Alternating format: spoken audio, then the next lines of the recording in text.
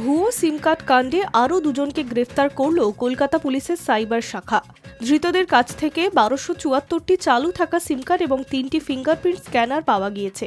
সিম জালিয়াতির ঘটনায় ফেব্রুয়ারির শেষ থেকে এখনো পর্যন্ত মোট 10 জনকে গ্রেফতার করেছে পুলিশ। পুলিশ জানিয়েছে, গত মাসে যারা গ্রেফতার হয়েছিল এই ঘটনায় তাদের জেরা করে তিলজলা থানা এলাকায় আরও একজনের খোঁজ পাওয়া যায়। আর তারপরেই পুলিশের সাইবার শাখার একটি দল তিলজলা থানা এলাকায় তল্লাশি অভিযান চালায় সোমবার। সেখানে পিকনিক গার্ডেন রোড থেকে শুভেন্দু গায়ের নামে এক ব্যক্তিকে গ্রেফতার করা হয়। পুলিশ জানিয়েছে, ধৃত শুভেন্দু সিম সংযোগের কাজ করতেন, তারপর গ্রাহকদের নথি হাতিয়ে অথবা ভুয়ো নথি দিয়ে মোবাইল সিম সংযোগের কাজ করতেন বলে অভিযোগ। তারপরেই ওই সিমগুলো প্রতারকদের কাছে মোটা টাকার বিনিময়ে বিক্রি করতেন। ধৃতর কাছে বিভিন্ন টেলিকম সংস্থার 1222টি চালু সিম কার্ড পাওয়া গেছে। নগদ 1,95,000 টাকাও পাওয়া গেছে। মোবাইল ফোন এবং একটি ফিঙ্গারপ্রিন্ট স্ক্যানারও বাজেয়াপ্ত করা হয়েছে। শুভেন্দুকে জেরা করে গিরিশপাড় থানা এলাকার বিধাননগর সরণিতে আরও একজন অভিযুক্তের হদিশ পান তদন্তকারীরা।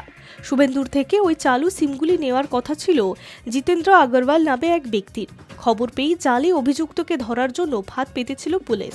অভিযুক্তের মোবাইলের দোকান রয়েছে। সোমবার রাতে জিতেন্দ্রকে গ্রেফতার করেছে পুলিশ। তার কাছ থেকে মোট 52টি সিল করা সিম কার্ড, 2টি ফিঙ্গারপ্রিন্ট স্ক্যানার, নগদ 34,000 টাকা এবং একটি মোবাইল বাজেয়াপ্ত করা হয়েছে। ধৃতদের মঙ্গলবার আদালতে পেশ করা হবে। প্রসঙ্গত, গত 24 এবং 25শে ফেব্রুয়ারি শহরের বিভিন্ন প্রান্তে তল্লাশি চালিয়ে 8 জনকে গ্রেফতার করেছিল কলকাতা পুলিশ। এবার আরও 2 জন গ্রেফতার হলো। High news network.